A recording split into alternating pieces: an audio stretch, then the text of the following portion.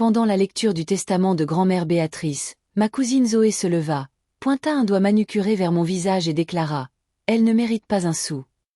L'assemblée approuva d'un hochement de tête sinistre, persuadée que c'était la fin pour moi.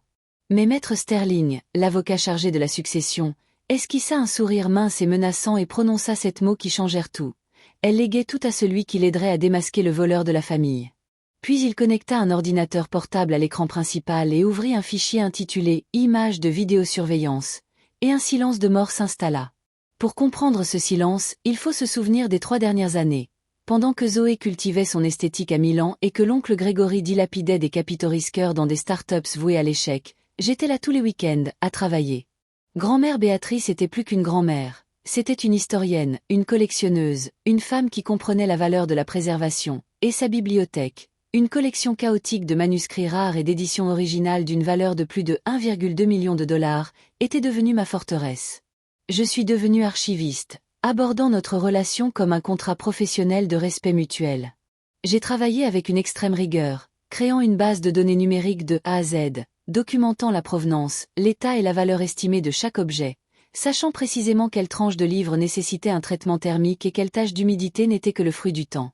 Pour Zoé et Grégory, c'était une liquidation annoncée, mais pour moi, c'était un patrimoine historique qu'il fallait préserver, et cette rigueur les rendait amers. Ce n'était pas une attaque personnelle, mais une blessure narcissique, le reflet de leur négligence. Ils m'ont piégé, glissant un faux registre dans mon sac, cherchant à détruire ma réputation pour justifier leur cupidité. Mais tandis que j'écoutais haut et hurler à propos d'un registre de marché noir, je ne ressentais qu'une froide lucidité. Grand-mère Béatrice avait tout observé et avait préparé une ultime entrée dans les archives, une entrée qu'il ne pouvait prévoir. Monsieur Sterling laissa Zoé se défouler pendant qu'il naviguait jusqu'à un dossier intitulé « Le piège ». La vidéo, d'une netteté exceptionnelle, montrait Zoé et Grégory glissant le faux registre dans mon sac des semaines plus tôt, riant et se félicitant. Zoé hurla que c'était un deepfake, mais elle ne comprenait pas que ce n'était pas une question de technologie, c'était une question de caractère. Grand-mère avait étudié le passé pour protéger l'avenir, et l'histoire, comme on dit, est écrite par les vainqueurs.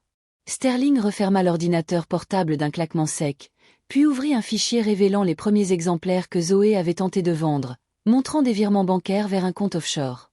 Ils se disputèrent, mais la vérité était indéniable.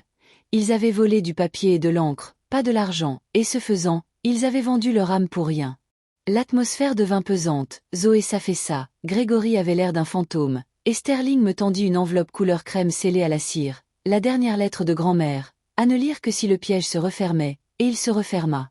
Ces paroles révélaient qu'elle les avait observés, espérant qu'ils agiraient avec intégrité. Face à leur échec, elle me confia l'héritage, louant ma diligence discrète et ma compréhension de la véritable valeur.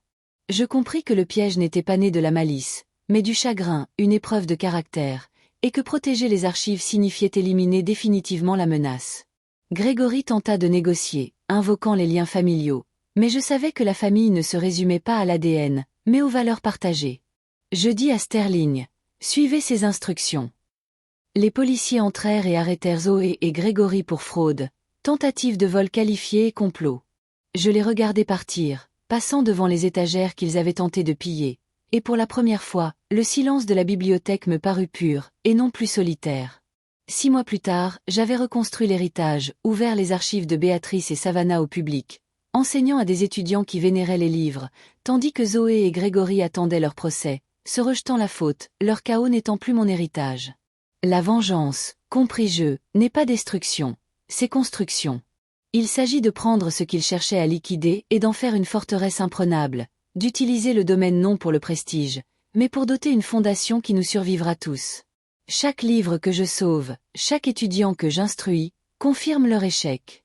Grand-mère Béatrice savait que seul le renforcement de l'hôte pouvait vaincre un parasite.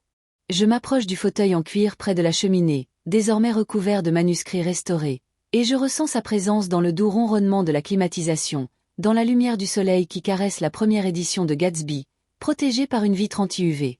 Je n'ai pas seulement hérité d'une fortune, j'ai hérité d'un devoir, et en contemplant cette vie reconstruite après la trahison, je sais que le bilan est équilibré et que le véritable héritage d'intégrité demeure.